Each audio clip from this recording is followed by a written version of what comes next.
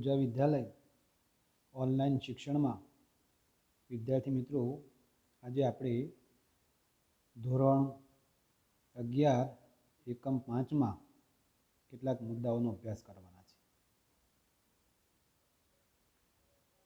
અહીં આપણે વાયુમય પદાર્થની ઘનતા અને એનું મોલર દળ એમના વચ્ચેનો સંબંધ પ્રસ્થાપિત કરવાના છે। અગાઉ આપણે હમણાં આદર્શ વાયુ સમીકરણ PV is equal to NRT, તો PV is equal to NRT જે આપણું આદર્શ વાયુ સમીકરણ છે એને આપણે અહીંયા આપણને જે દર્શાવ્યું છે એ સ્વરૂપમાં આપણે લખી શકીએ। પીવી ઇઝ ઇક્વલ ટુ એનઆરટીમાંથી આપણે N upon V is equal to P upon RT એવું આપણે દર્શાવી શકીએ છીએ। N upon V is equal to P upon RT જે આપણું PV is equal to N આરટીનું સ્વરૂપ છે। પીવીની બાજુમાંથી પી છે એ એનની નીચે લઈ ગયા છે અને એનની બાજુમાં જે આરટી છે એ પીની નીચે જશે, એટલે આપણું આવું સમીકરણ આવશે N upon V is equal to P RT. હવે અહીંયા આગળ આપણે અગાઉ પણ એવું ભણ્યા છીએ કે મોલ સંખ્યા જે એન છે એના બરાબર આપણે દળ ભાગ્યા મોલર દળ મૂકી શકીએ। તો એન બરાબર તમે small M upon capital M મૂકી શકો છો।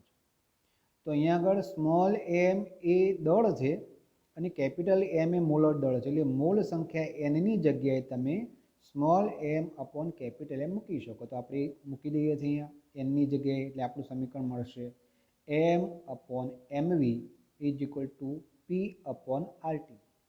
હવે ઘનતાનું સૂત્ર આપણે જાણીએ છીએ, ઘનતા ડી બરાબર દળ ભાગ્યા કદ।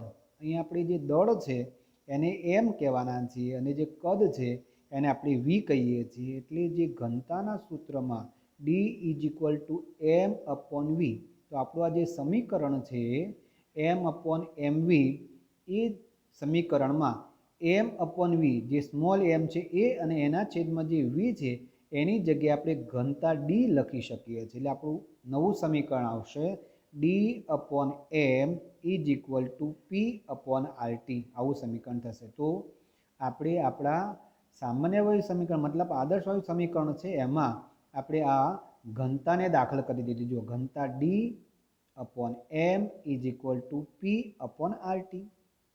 હવે આપણે મોલર દળ જે છે જેને આપણે એમને સૂત્રણ કરતા બનાવે છે, તો મોલર દળ M is equal to D RT upon P. તમે જો એમને સૂત્રણ કરતા બનાવશો એટલે એમને આપણે અંશમાં લઈ જઈશું અને જે પી છે એ છેદમાં જશે અને આરટી એ ડી જોડે જતું રહેશે, એટલે M is equal to D RT upon P. તો અહીં આપણે સમીકરણ નંબર 5.22 છે એ 5.22 સમીકરણ જે મોલર દળ એમ અને ઘનતા ડી વચ્ચેનો સંબંધ દર્શાવે છે। તો આપણું જે આદર્શ વાયુ સમીકરણ હતું એ આદર્શ વાયુ સમીકરણની મદદથી આપણે ઘનતાનો ઉપયોગ અહીંયા આપણા મોલર દળ સાથેના સંબંધ દર્શાવવા માટે કરી શકીએ છીએ। તો અહીં આપણું આ જે ટોપિક છે પૂરો થાય છે। હવે આપણે જોવાના છીએ એ ડાલ્ટનનો આંશિક દબાણનો નિયમ, જેને વિભાગીય દબાણ તરીકે પણ આપણે ઓળખીએ છીએ।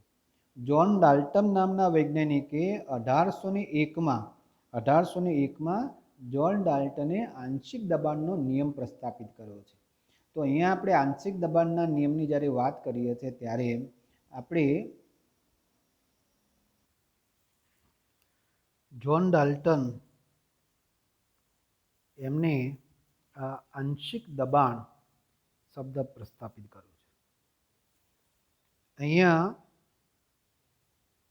એમના નિયમમાં એવું કીધું છે જ્યારે વાયુ મિશ્રણમાં આપણે એકબીજા સાથે પ્રક્રિયા ન કરતા હોય એવા વાયુઓને જ્યારે ભરીએ છીએ ત્યારે વાયુ મિશ્રણનું જે કુલ દબાણ છે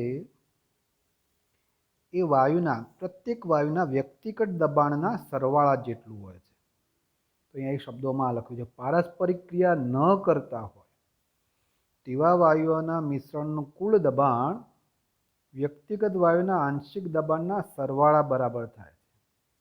એટલે અહીંયા આગળ ડાલ્ટન એવું કહે છે કે એકબીજા સાથે રાસાયણિક પ્રક્રિયા ન કરતા હોય એવા આપણે વાયુ લઈએ 1, 2 અને 3, તો એમનું જે આંશિક દબાણ છે એમનું જે વ્યક્તિગત દબાણ છે એને આપણે ધારી લઈએ છીએ કે P1 P2 P3 અને એ સમય દરમિયાન તાપમાન અને કદ બે અચળ રાખીએ ત્યારે વાયુ પાત્રનું કુલ દબાણ P એ આ P1 P2 અને P3 એ ત્રણેય જે મૂલ્ય છે આપણે જેટલા વાયુ લઈએ 3 લઈએ તો 3 4 લઈએ તો 4 એમના સરવાળા બરાબર હોય છે. તો અહીંયા આ ડાલ્ટનના આંશિક દબાણના નિયમની ઉપયોગિતા ક્યાં થશે?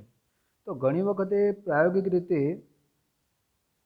આપણે જ્યારે વાયુ મેળવવાનો હોય ત્યારે વાયુને આપણે પાણીની સપાટી પર એકઠો કરવાનો હોય છે અને પાણીની સપાટી પર જ્યારે એકઠો કરવાનો હોય ત્યારે પાણીમાંથી જ્યારે વાયુ પસાર થશે અથવા જે તે તાપમાને આપણે વાયુ એકઠો કરીશું ત્યારે વાયુની સાથે એ ભેજ પણ, કારણ કે જે તાપમાન હોય તે વાયુનું ભેજ તો અંદર વાયુ સાથે આવવાનો છે, તો એ જે ભેજ છે એ ભેજ આ દબાણમાં પોતાનો ફાળો આપશે. એટલે જે પણ વાયુ એકઠો થયો હોય તો એ વાયુની દબાણમાં આપવું હોય ત્યારે મુશ્કેલી પડશે. તો એવા સમયે વાયુ પાત્રની જે પાણીની સપાટી પર એકઠો થયેલો વાયુ છે એનું શુષ્ક દબાણ તમારે મેળવવાનું હોય તો કુલ દબાણમાંથી તે તાપમાને પાણીનું બાષ્પ દબાણ તમે બાદ કરી દો તો આપણે આ રીતે શુષ્ક વાયુનું દબાણ મેળવી શકીએ. અહીંયા આપણી બુકમાં આ જે પાણીનું જે બાષ્પ દબાણ છે એને જલીય તાણ તરીકે ઓળખીએ છીએ.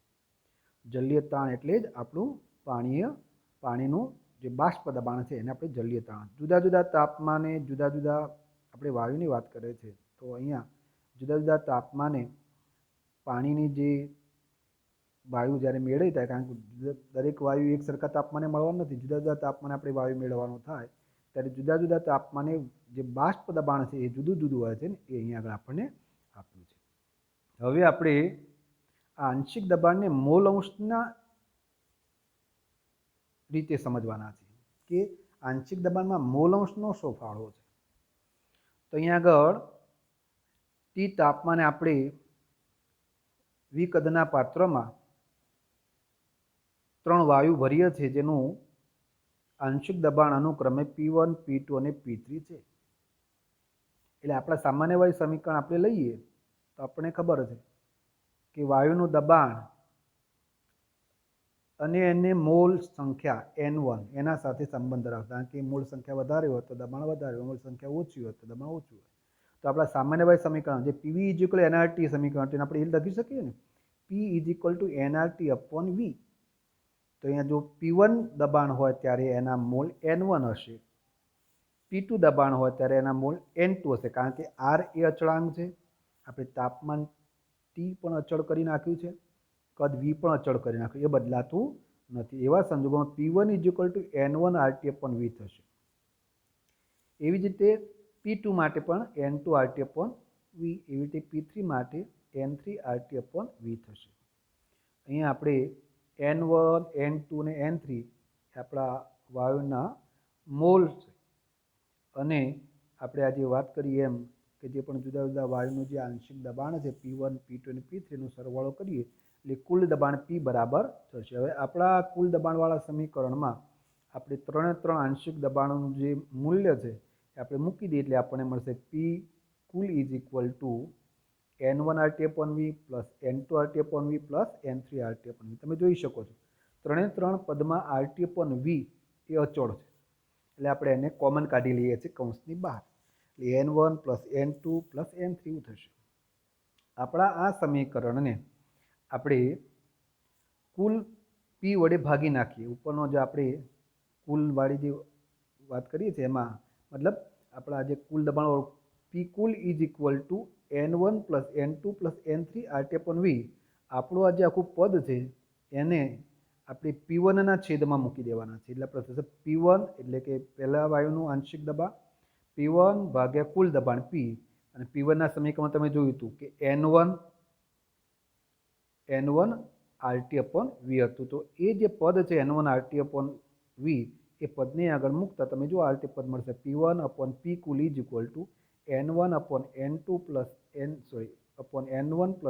+ N3 અને કૌંસની બહાર RT/V/RTV.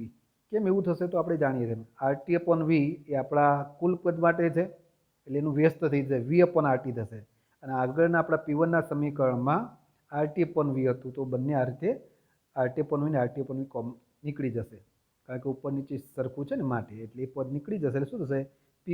P1/P કુલ બરાબર N1/N1 plus N2 plus N3. હવે એની જગ્યાએ આપણે x1 લખી શકીએ મોલસની વ્યાખ્યામાં. કોઈ એક ઘટકના મોલ ભાગ્યા કુલ મોલ, તો આપણે એને x1 લખી શકીએ. તો આપણું સમીકરણ થશે P1/P cool is equal to x1. પી કુલને આપણે જમણી બાજુ લઈ જઈએ તો આપણું સમીકરણ થશે P1 is equal to x1 into P કુલ. એટલે કે કુલ દબાણ જાણતા હોઈએ અને વાયુના મોલ અંશ જાણતા હોઈએ તો આપણે એનું આંશિક દબાણ શોધી શકીએ છીએ. તો આંશિક દબાણ P1 બરાબર વાયુ એકના મોલ અંશ ગુણ્યા કુલ દબાણ. એવી જ રીતે P2 શોધવું હોય તો પણ આપણે એનું આંશિક દબાણ P2 શોધવા માટે વાયુના મોલ અંશ x2 ગુણ્યા કુલ દબાણ વડે ગુણાકાર કરીશું. તો આ રીતે આપણે મોલ અંશની મદદથી પણ આંશિક દબાણ મેળવી શકીએ છીએ. તો ડાલ્ટનના નિયમનો અગાઉ આપણે જે સમીકરણો જોયા એ દાખલા ગણવા માટે આપણે ઉપયોગમાં લઈ શકીએ છીએ. હવે જે ટોપિક આપણે જોવાના છે 5.7 ને 5.8, જે આપણે બોર્ડે આ વખતે આપણા અભ્યાસક્રમમાં એટલે કે પરીક્ષામાં પૂછવાનો નથી, પણ આપણે એની ઝડપથી ચર્ચા કરવાના છીએ, એટલે એ આપણે ધ્યાન આપીએ. વાયુની ગતિ ઉર્જા આણ્વીય વાદ. અહીંયા આપણે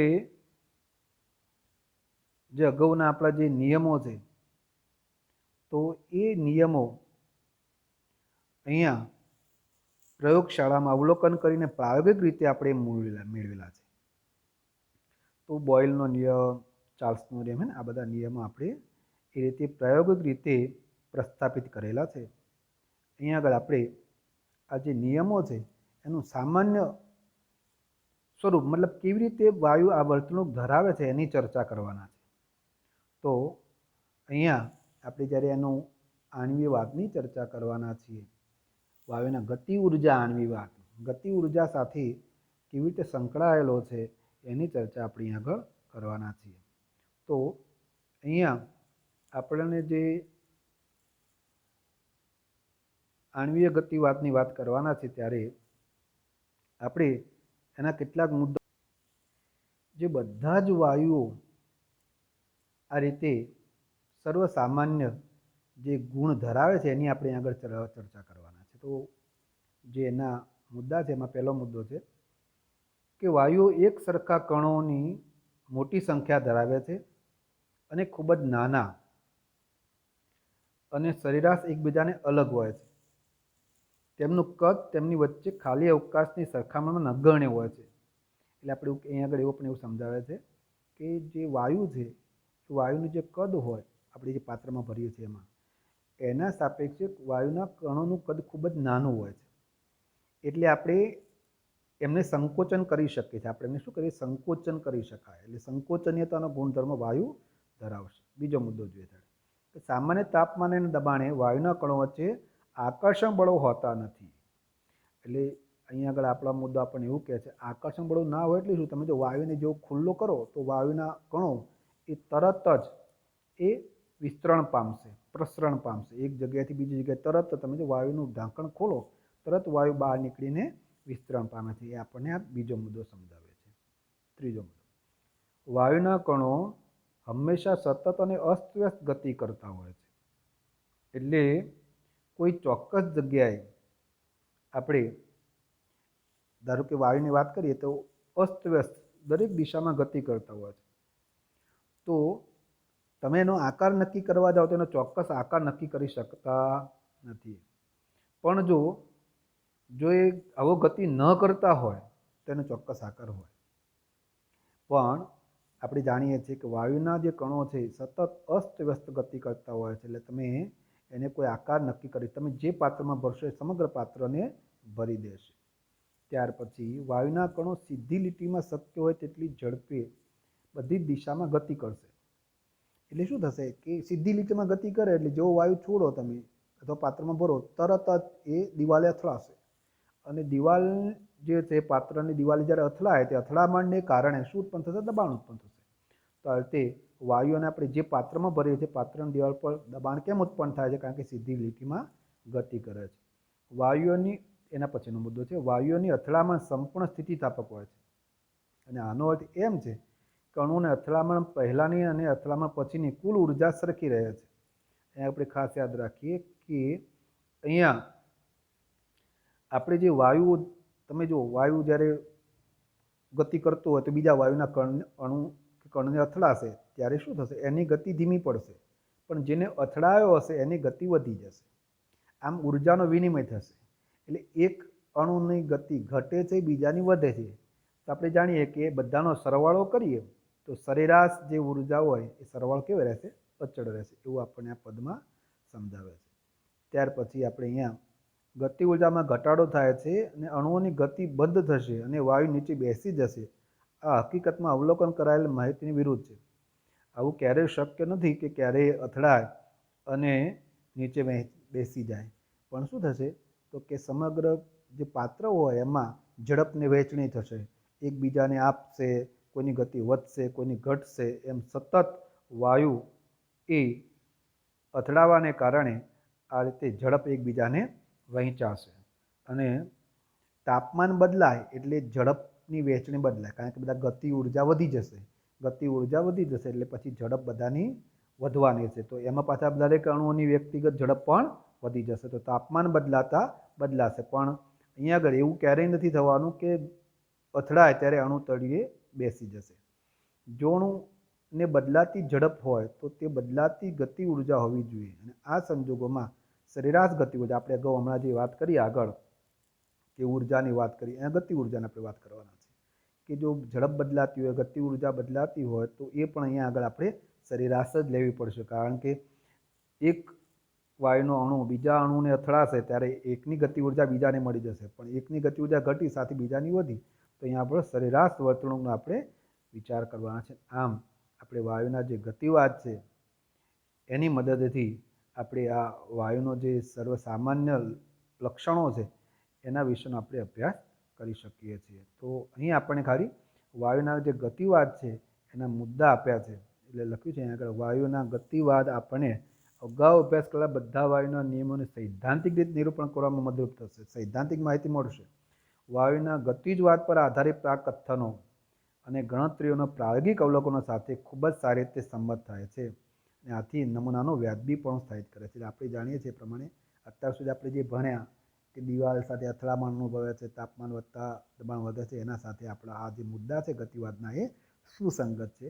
એમ આપણે અહીંયા આગળ જે મુદ્દા છે એને ખાલી સમજવાના છે.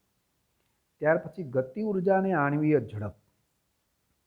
અહીં આગળ આપણે હમણાં જે વાત કરીએ એમ કે દરેકે દરેક જે અણુ છે વાયુના એ ગતિ ઉર્જા ધરાવશે. એટલે આપણે જાણ્યું એમ કે સતત ઘૂમતા હોય ત્યારે પાત્રની દિવાલ સાથે અથડાશે, કોઈ કણ સાથે અથડાશે. અને આપણે આ બધા જ વાયુના અણુઓ છે એ કોઈ એક સમયે ઝડપ અને ઉર્જા સરખા હોતા નથી. એટલે તમે જો દરેકે દરેક તમે જે વાયુપત્રમાં વાયુ ભરેલા છે અને કોઈ એક બધાની એક સરખી ઝડપ ના હોય, અને એક સરખી ઝડપ ના હોય એટલે આપણે શું લેવું પડે? સરેરાશ મૂલ્ય લેવું પડે. તો અહીંયા આગળ આપણે ધારો કે નમૂનાની n સંખ્યા હોય તો બધાની વ્યક્તિગત ઝડપ આપણે નક્કી કરીએ તો ઝડપને આપણે u કહીએ તો u1, u2 up to un એમની ઝડપ થશે, વ્યક્તિગત ઝડપ.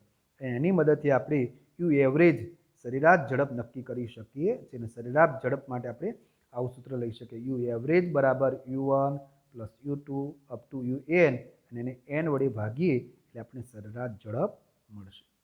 અહીં આગળ આપણને મેક્સવેલ અને બોલ્ટ્ઝમેને એમનો આ ઝડપ માટેનો વહેંચણી વક્ર સમજાવવા માટે પ્રયત્ન કર્યો છે. એ મેક્સવેલ અને બોલ્ટ્ઝમેન આપણને અહીં આગળ એક આ ગ્રાફ આપેલો છે, તમે ગ્રાફમાં જોઈ શકો છો. બે ગ્રાફ છે. એક ગ્રાફ T1 તાપમાન છે, જે પહેલો ગ્રાફ છે ને ઊંચો પીક દર્શાવે છે તે, અને જે બીજો ગ્રાફ છે જે T2 તાપમાન છે, જે નીચો ગ્રાફ છે પણ પહોળો ગ્રાફ છે.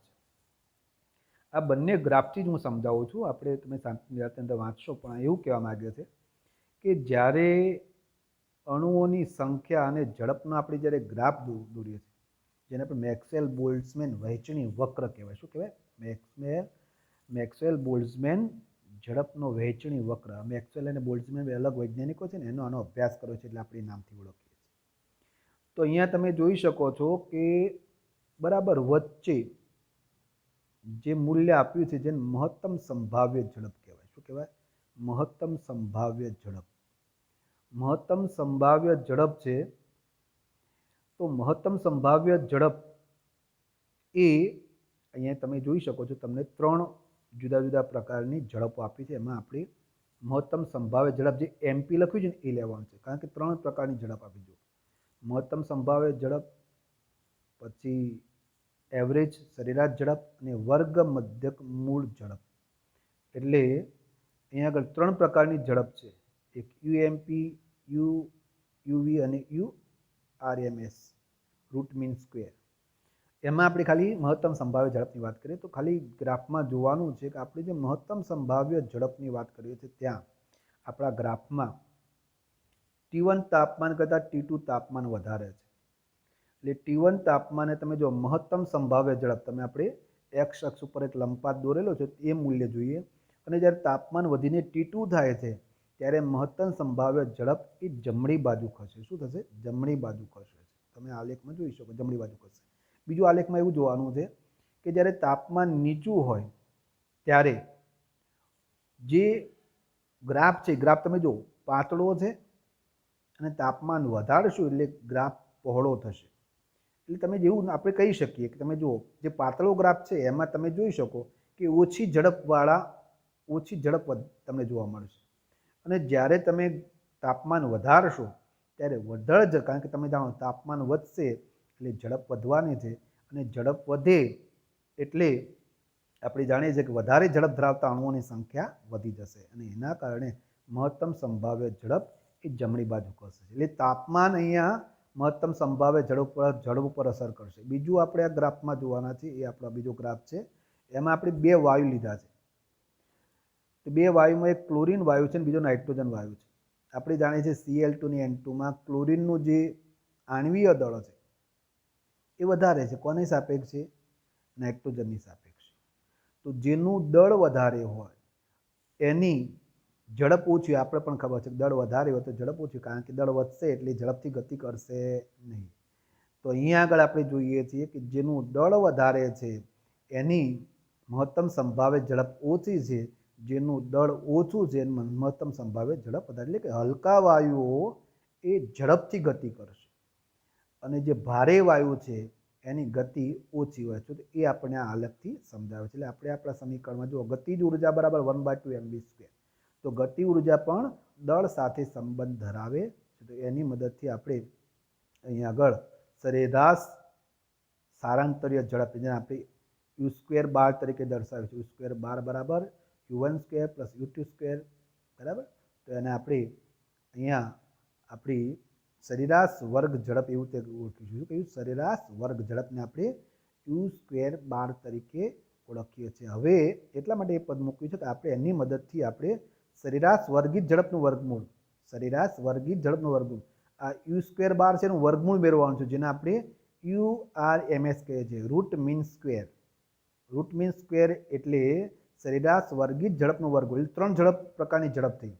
પહેલી ઝડપ આપણે યુ એવરેજ, બીજું હમણાં આપણે પેલા પીક જોયો એમાં મહત્તમ સંભાવ્ય ઝડપ, ત્રીજી છે યુ રૂટ મીન સ્ક્વેર એટલે કે સરેરાશ વર્ગિત ઝડપનું વર્ગમૂળ. આ 3 પ્રકારની ઝડપ મેળવીએ તો 3 પ્રકારની જે ઝડપ છે એમના વચ્ચેનો સંબંધ અહીંયા આગળ આપણે આપેલો છે કે યુ રૂટ મીન સ્ક્વેર એ સૌથી વધારે હોય કોના કરતાં? યુ એવરેજ કરતાં, અને યુ એવરેજ વધારે હોય યુ મહત્તમ સંભાવ્ય ઝડપ કરતાં, અને મૂલ્યથી પણ આપણને અહીંયા આગળ દર્શાવે છે. તો આ રીતે ખાલી જાણવા જ માહિતી છે. તો આપણે આ રીતે ઝડપ વિશે જ્યારે વાયુને પાત્રમાં ભરીએ છીએ ત્યારે એની ઝડપ વિશેનો જે ખ્યાલ છે એ આગળ આપણે અભ્યાસ કર્યો. હવે આપણે વાસ્તવિક વાયુના વર્તણૂકમાં વિચલન એનો અભ્યાસ કરવાના છે. આદર્શ વાયુના વર્તણૂકમાં વિચલન કેવી રીતે થાય છે એનો આપણે અભ્યાસ કરવાના છે.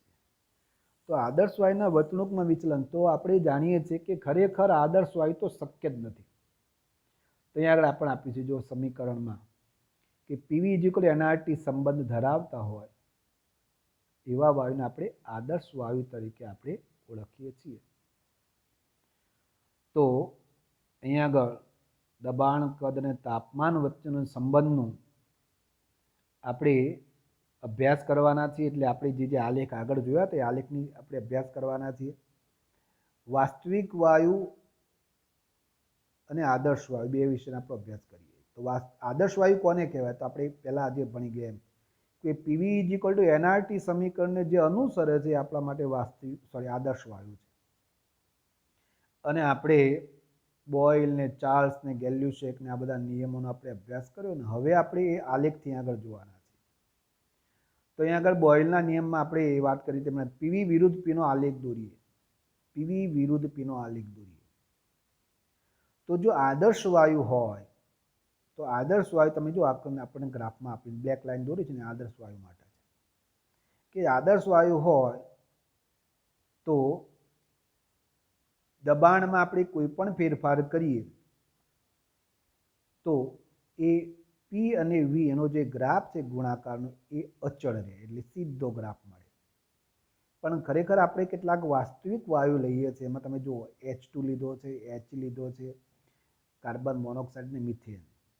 તો અહીંયા જે ગ્રાફ લીધા છે ગ્રાફ પરથી આપણને એવું થાય છે કે જો આદર્શ વાયુ હોત તો આપણને સીધી રેખા મળે, પણ વાસ્તવિક વાયુ જે લીધા છે એમાં આપણે હાઇડ્રોજન અને હિલિયમ, એમાં તમે જો ગ્રાફમાં જો તમે સમજાતો નહીં તો નીચે લખાણ છે તમે વાંચી શકો છો કે દબાણના વધારા સાથે દબાણ જેમ વધે એટલે કે જમણી બાજુ ખસીશું એમ H2 અને He એ ધન વિચલન દર્શાવશે, સીધે સીધા ઉપરની તરફ જાય છે. કાર્બન મોનોક્સાઇડ અને મિથેન શરૂઆતમાં ઋણ વિચલન દર્શાવશે અને પછી ધન વિચલન દર્શાવશે. એવું અહીં આગળ આપણને સમજાવ્યું. તમે જ્યારે વાંચશો ને ત્યારે તમે કહેશો. તો આ રીતે વાસ્તવિક વાયુ એ આવી રીતે વિચલન દર્શાવે છે ઊંચા દબાણે. પણ તમે આલેખમાં જોશો તો આલેખમાં તમે જોઈ શકો છો કે આપણો આલેખ જ્યાં ઉદ્ભવ સ્થાન છે દબાણ શૂન્ય છે ત્યાં તમે જો બધા જ આલેખ એક જગ્યાએ મળે છે. તો દબાણ નીચું હોય એટલે કે શૂન્ય હોય એવા સમયે બધા જ વાસ્તવિક વાયુ પણ આદર્શ વાયુ તરીકે વર્તી શકે છે, એવું આપણને આ આલેખ દ્વારા સમજી શકાય છે. આ આલેખને આપણે એવું સમજવા માટે ઉપયોગ કરવાના છીએ કે ખરેખર વાસ્તવિક વાયુ ઊંચા દબાણે આદર્શ વાયુ તરીકે વર્તી શકતા નથી. વાસ્તવિક વાયુનું વિચલન એટલે કે આપણે આદર્શ વાયુ તરીકે લઈ શકતા નથી, પણ નીચા દબાણે દબાણ જ્યારે શૂન્ય થઈ જાય ત્યારે એ આપણે આદર્શ વાયુ તરીકે એવું જ એક બીજું ઉદાહરણ આપણે જોવાના છે દબાણ અને કદ વચ્ચેનો સંબંધ અહીંયા છે. તો અહીંયા આપણે દબાણ વિરુદ્ધ કદનો આલેખ દોરીએ. તમે જો આલેખ બીજો આલેખ છે આપણું દબાણ વિરુદ્ધ કદનો આલેખ. દબાણ વિરુદ્ધ કદના આલેખમાં જ્યારે દબાણ ઊંચું છે ત્યારે વાસ્તવિક વાયુ અને આદર્શ વાયુનું જે કદ છે એ અલગ અલગ છે, એટલે કદમાં ફેરફાર છે, બંને વચ્ચેનું કદ જુદું છે. તમે જોઈ શકો છો કે આદર્શ વાયુ કરતાં વાસ્તવિક વાયુનું કદ વધારે છે ઊંચા દબાણે. ઊંચું દબાણ એટલે આપણે ક્યાં જોવાનું? વાય અક્ષ ઉપર. વાય અક્ષ ઉપર તમે આગળ જુઓ તો શું? તો તમે જોઈ શકો છો બંને જે રેખાઓ છે ભૂરી અને લાલ બંને અલગ અલગ છે. પણ જેમ જેમ આપણે નીચા દબાણ તરફ જઈએ છીએ તેમ તેમ એ કદ એકબીજાની નજીક આવે છે, એટલે કે નીચા દબાણે આપણો જે વાયુ છે એ આદર્શ વર્તણૂક વાસ્તવિક વાયુ આદર્શ વર્તણૂક ધરાવે છે. એટલે અહીં આપણે અગાઉ જે આપણા બોઇલના નિયમ ને ચાર્લ્સના નિયમ એવોગેડ્રો નિયમનો જે આપણે અભ્યાસ કર્યો છે એના પછી આપણે બે પ્રશ્નો ઉદ્ભવ્યો. કયા પ્રશ્નો છે કે વાયુઓ શા માટે આદર્શ વાયુથી વિચલન થાય છે, અને બીજું છે કઈ શરત છે જે દરમિયાન વાયુઓ આદર્શ વર્તણૂકમાં વિચલન પામે છે. હવે અહીંયા આગળ આપણે હમણાં અભિધારણા આપણા ગતિવાદની જે અભિધારણાનો અભ્યાસ કર્યો એમાંથી પહેલી જે અભિધારણા છે એમાં આપણે જોયું છે કે ભાઈ વાયુના જે બે અભિધારણાઓ છે જે આપણને આ સમજાવશે. તો એમાં પહેલી અભિધારણા આપણે જોવાના છે કે વાયુના અણુ વચ્ચે આકર્ષણ બળો હોતા નથી. તો આકર્ષણ બળો ના હોય એટલે વાયુ ક્યારેય પ્રવાહીકરણ પામી શકે નહીં, વાયુના અણુને આપણે સંકોચન કરી શકતા નથી એવું આપણને સમજાવે છે. એવી જ રીતે અહીંયા આગળ બીજી જે અભિધારણા લખી છે વાયુઓ રોકેલો અવકાશની સરખામણીમાં વાયુના અણુનું કદ ન ગણે જેટલું ઓછું છે. કોઈ બી સાચી હોય, ધારો કે માહિતી બી સાચી હોય તો પ્રાયોગિક માહિતી અને સૈદ્ધાંતિક માહિતી એક સરખી હોવી જોઈએ, એટલે કે વાસ્તવિક વાયુ એ આદર્શ વાયુ તરીકે હોવા જોઈએ. જો બીજી અભિધારણા સાચી કે ભાઈ જે વાયુના અણુનું જે કદ છે જો ન ગણ્ય હોય તો આપણા જે સૈદ્ધાંતિક મૂલ્યો અને પ્રાયોગિક મૂલ્યો એક સરખા હોવા જોઈએ. પણ અહીંયા જે વિચલન જોવા મળે છે એને આપણે અભ્યાસ કરવાના છીએ. એમાં આપણે એવું કહેવાના છીએ કે વાસ્તવિક વાયુનું આદર્શ વાયુના નિયમોથી વિચલન દર્શાવે છે, કારણ કે અણુઓ એકબીજા સાથે પારસ્પરિક ક્રિયા કરે છે. ઊંચા દબાણે વાયુના અણુઓ એકબીજાથી ખૂબ જ નજીક હોય છે અને આણ્વીય પારસ્પરિક ક્રિયાની શરૂઆત થાય છે. ઊંચા દબાણે વાયુ પાત્રની દિવાલ સાથે પૂરતી અથડામણથી અથડાતા નથી, કારણ કે આ અણુઓ એકબીજા અણુઓ વચ્ચે આણ્વીય આકર્ષણ બળને લીધે પાછા ખેંચાય છે. એટલે આપણને અહીં આગળ એવું સમજાવે છે કે તમે જ્યારે આદર્શ વાયુનું દબાણ લો છો ત્યારે એ વાયુઓ જ્યારે એકબીજા પ્રત્યે આકર્ષણ ધરાવતા હોય, કારણ કે જ્યારે દબાણ ઊંચું હશે ત્યારે આકર્ષણ ધરાવતા હોય, અને આકર્ષણ ધરાવતા હોય ત્યારે જે દિવાલ બાજુના જે કણો છે એને અંદરના જે કણો છે એને પોતાની તરફ ખેંચશે, એટલે દિવાલ ઉપર જે દબાણ થવું જોઈએ એ દબાણ થતું નથી. એટલે આપણે ખાસ યાદ રાખીએ છીએ કે જે આદર્શ વાયુનું જે દબાણ હોવું જોઈએ એમાં વાસ્તવિક વાયુને જ્યારે આદર્શ વાયુ તરીકે વિચાર કરવાનો હોય ત્યારે વાસ્તવિક વાયુઓ એ આદર્શ બની શકતા નથી. એટલા માટે કારણ કે દિવાલની બાજુમાં રહેલા જે અણુઓ છે એ દિવાલ ઉપર જે દબાણ લગાડી શકશે નહીં, કારણ કે એમની આસપાસ બીજા એમના જેવા જે પરમાણુઓ અથવા વાયુના અણુઓ છે એમને પોતાની તરફ ખેંચશે. એટલે જો આદર્શ વાયુ જેટલું દબાણ મેળવવું હોય તો વાસ્તવિક વાયુના દબાણમાં કંઈક ઉમેરવું પડે, અને કંઈક શું ઉમેરવું પડે તો અહીંયા આગળ આપણે પદ ઉમેર્યું જેને આપણે સુધારેલ પદ તરીકે ઓળખીએ છીએ, જેમાં લખ્યું છે કે પી આદર્શ બરાબર પી વાસ્તવિક પ્લસ an²/v². અહીંયા એ અચળાંક છે. એ શું છે? અચળાંક છે. ત્યાર પછી બીજો મુદ્દો આપણે જોવાના છે કે જે આપણે વાયુના જે અણુઓ છે એમનું કદ આપણે અત્યાર સુધી એવું કે નાનું કદ છે એટલે આપણે એને અવગણી શકીએ, પણ આપણે અવગણી શકાય નહીં, કારણ કે તમે જે વી કદ લો છો એ વી કદમાંથી તમારે વાયુના કણોએ અથવા વાયુના અણુએ રોકેલું કદ તમારે બાદ કરવું પડે તો જ તમને વાયુનું કુલ કદ મળે, કારણ કે વાયુના અણુ પણ નહિવત તો નહિવત જગ્યા તો રોકશે ને. એટલે આપણને જે કુલ કદ છે વી એમાંથી વાયુના અણુઓનું કદ આપણે બાદ કરીએ છીએ, માટે વી માઇનસ NB એવું લખીશું. જે કદ વી હતું એની જગ્યાએ આપણા સમીકરણમાં વી માઇનસ NB લખીશું, અને એથી આપણું જે કદ છે એ આપણું આ રીતે આપણે વી માઇનસ NB વાળું પદ આપણે આગળ મૂકી દઈશું તો આવું થશે. જુઓ, પીવી ઇઝ ઇક્વલ ટુ nRTની જગ્યાએ પીની જગ્યાએ શું લખ્યું? પી પ્લસ an²/v², અને વીની જગ્યાએ શું લખ્યું હતું કે V minus NB is equal to nRT. તો આ રીતે આપણે વાયુનું જે સમીકરણ છે PV is equal to nRT એને વાન ડર વાલ્સે સુધારો સૂચવ્યો છે, અને આ રીતે આપણું જે સમીકરણ છે એને આપણે વાન ડર વાલ્સ સમીકરણ તરીકે ઓળખીએ છીએ, જેમાં n વાયુની મોલ સંખ્યા છે, એ અને બી વાન ડર વાલ્સ અચળાંક છે, એ વાયુની લાક્ષણિકતા પર આધાર રાખે છે, અને એનું મૂલ્ય એ આંતરાણ્વીય આકર્ષણ બળની માત્રાનું માપ છે, તેથી તાપમાન અને દબાણથી સ્વતંત્ર છે. તો અહીંયા આપણે આ જે વાસ્તવિક વાયુ છે એને આદર્શ વાયુના માટે આપણે એક નવો અવયવ દાખલ કરીએ છીએ, જેને આપણે સંકોચનીયતા અવયવ ઝેડ તરીકે ઓળખવાના છે. Z is equal two PV/nRT.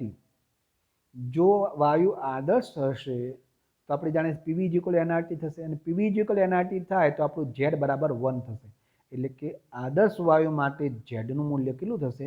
1 થઈ જશે. તો આપણે હમણાં જે વાત કરીએ કે ઝેડનું મૂલ્ય અહીં તમે જોવા મળે તો તમે જુઓ કેટલાક વાયુ એવા છે આદર્શ વાયુનું ઝેડનું મૂલ્ય 1 જ રહેશે, પણ કેટલાક વાયુ એવા છે જેવામાં તમે અંદર અહીં આપેલા જો O2, CH4, CO2 એમના ઝેડ મૂલ્ય પહેલાં ઋણ થશે અને પછી ધન થશે, જ્યારે H2 અને N2 એવા છે કે જેમાં ઝેડનું મૂલ્ય એ ધન મતલબ 1 કરતાં વધારે, ધન નહીં એટલે 1 કરતાં વધારે, અને જે O2, CH4 અને CO2 છે જેમાં ઝેડનું મૂલ્ય પહેલાં 1 કરતાં ઘટશે અને પછી 1 કરતાં વધે છે.